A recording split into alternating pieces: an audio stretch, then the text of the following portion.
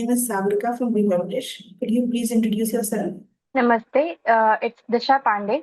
Currently, I'm pursuing my bachelor's degree of political science from Banaras Hindu University. And yeah, I've written a book named Animal Welfare, and its subheading is that everyone has the right to live. Okay.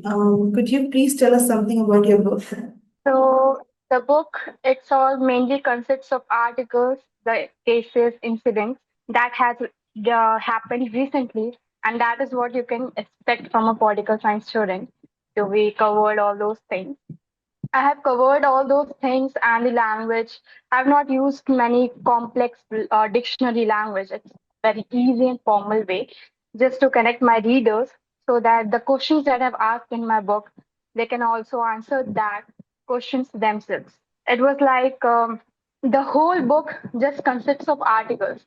Some of the questions that I've asked, I really want that the readers of mine, they read it, they answer themselves, and if it's like that they can't answer, then they can answer or question that questions from the government.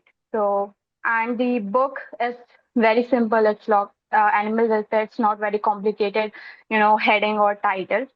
It's a diplomatic way to just say that yeah, the animals, they also have a right to live.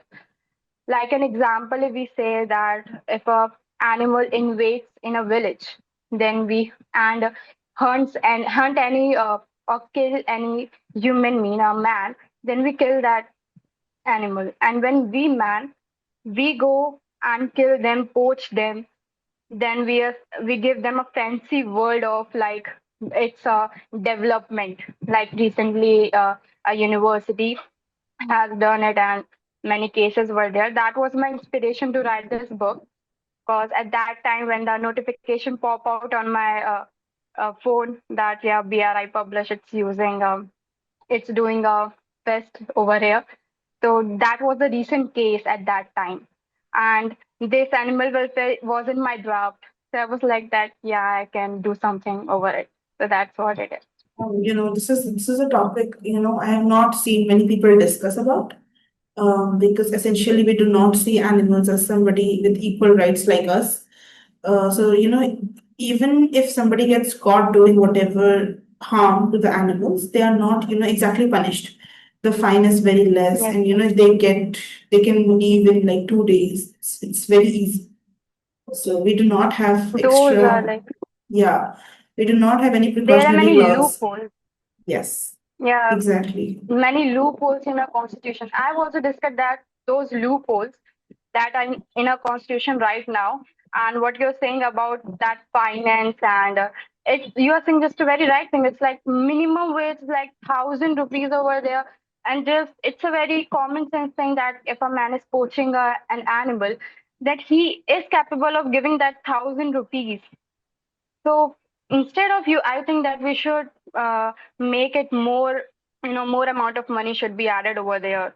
And the government should take actions over here also. They not only development is not just about our society, because we have learned in our classes that a society is what we men came and sacrificed a few freedom in front of government. So we have sacrificed their freedom, not the animals have sacrificed it.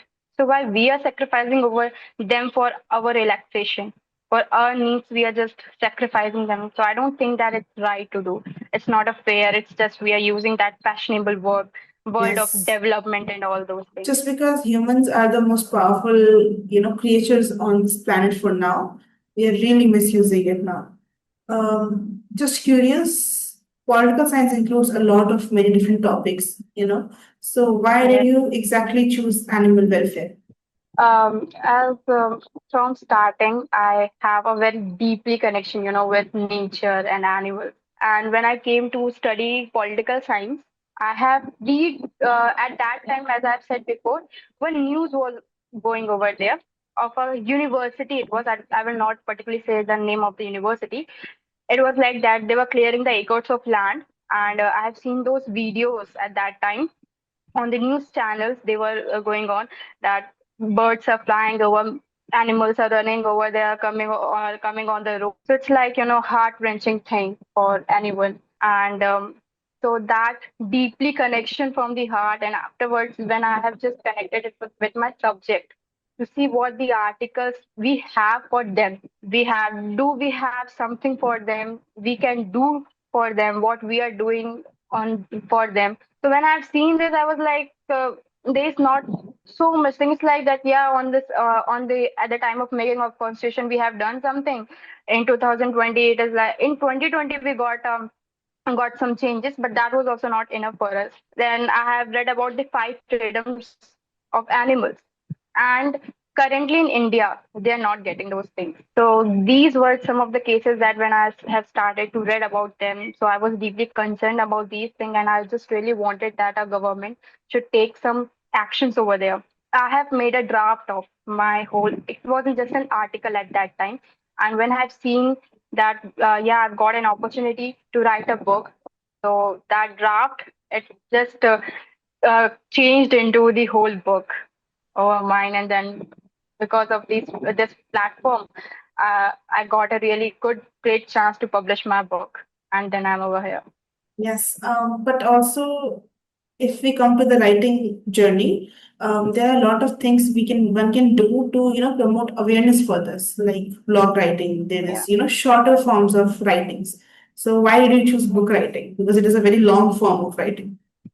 Yeah, it's a very long form. The reason is, first of all, when we write blogs or articles, we have to just conclude them in a short form.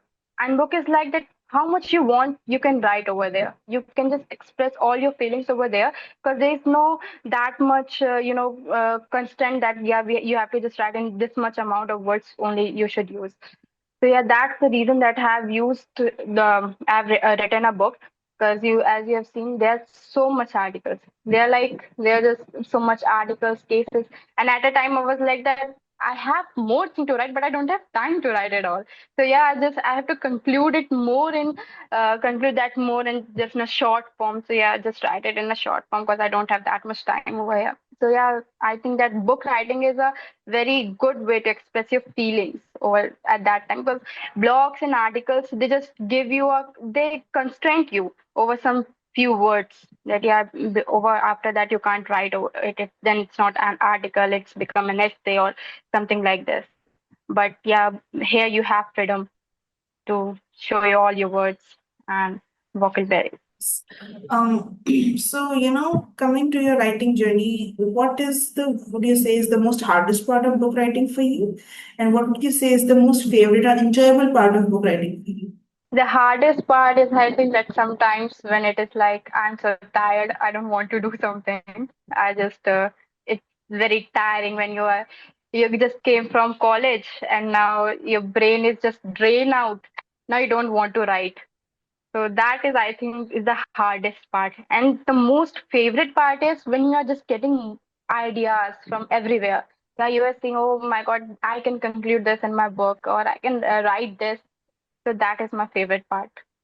So, like you mentioned, the brain, like you'll get tired and you have so much other work to do, there's college and everything. Hmm. How do you inspire or motivate yourself to just keep writing? There is also something like writer's block, procrastination. Yeah, So how do you just, keep yourself to just go and write? the reason is, first of all, that as I remembered, I was in class 10th, and we were in a class.